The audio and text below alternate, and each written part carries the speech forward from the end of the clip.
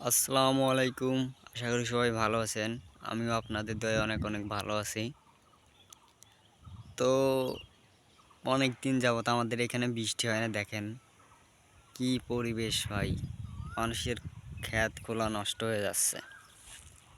তো আজকে আমাদের এইখানে বৃষ্টি হওয়ার কথা আছে রাজবাড়ী জেলায় পাংশা থানাতে।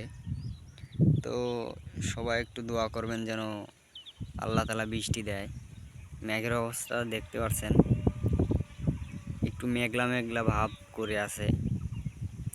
মানুষের ক্ষেতের অবস্থাটা দেখেন একটু, এতটাই খারাপ। মানুষের এত কষ্ট করে এত টাকা পয়সা খরচ করে ক্ষেত জমাতে পারতেছে না শুধু বৃষ্টির অভাবে। কুষ্টায় 5 থেকে 6টা পর্যন্ত সেচ নেওয়া হয়েছে, তারপরেও কুষ্টার অবস্থাটা দেখেন। আল্লাহর রহমতের বৃষ্টি না পাইলে কোনো কিছুই ভালো হতে চায় না। তো এটা দোয়া করবেন যেন বৃষ্টি হয়। তো দেখতেই পারতেছেন, এই দেখেন পাটের অবস্থা দেখেন, একদমই পাট একদমই হয়ে গেছে। এতটা বৃষ্টি দরকার, বৃষ্টি হইলে তো কৃষকেরা বাঁচত। তো সবাই একটু দোয়া করবেন যেন বৃষ্টি বাদল আল্লাহ দেয়, নাহলে মানুষের কৃষি ফসল একদমই নষ্ট হয়ে যায়, একদমই হইতে চায় না। সবাই আল্লাহর কাছে দোয়া করবেন যেন আল্লাহ তাআলা বৃষ্টি দেয়। আমাদের এখানে বৃষ্টি হওয়ার খুবই দরকার, বুঝছেন। এ পর্যন্ত কোনো বৃষ্টি হয় না আমাদের এইদিকে। একটু দোয়া করবেন সবাই যেন আল্লাহ তাআলা বৃষ্টি দেয়। তো দেখতেই পারতেছেন ভাই, ক্ষেতের অবস্থা একদমই খারাপ অবস্থা। এত কষ্ট করেও যে একজন কৃষক ভাই করতেছে,